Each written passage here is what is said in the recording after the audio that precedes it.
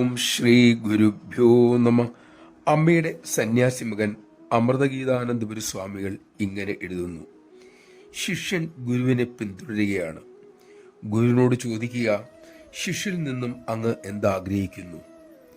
ഒന്നും ആഗ്രഹിക്കുന്നില്ല എന്നതായിരിക്കും ഉത്തരം.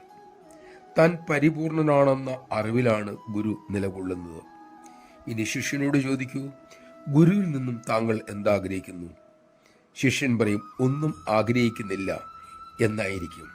കാരണം തനിക്ക് സർവസ്വവും തൻ്റെ ഗുരുവാണ് എന്ന തലത്തിലാണ് ശിഷ്യൻ നിൽക്കുന്നത്. ഇനി ഗുരുവിനോട് ചോദിക്കുക, എന്താണ് അങ്ങ് ശിഷ്യന് സമ്മാനിക്കാൻ പോകുന്നത്? ഗുരു അരുളും, അവൻ പൂർണ്ണനാണെന്ന അറിവ് അവന് നൽകും. ശിഷ്യനോട് ചോദിക്കുക, നീ എന്താണ് ഗുരുവിന് നൽകുക? ആ പരമസത്യം ശരിയായ സമയത്ത് ഗുരു എനിക്ക് വെളിപ്പെടുത്തി തരും എന്ന എൻ്റെ വിശ്വാസമാണ് ഞാൻ ഗുരുവിന് കൊടുക്കുക. നമഃശിവായ.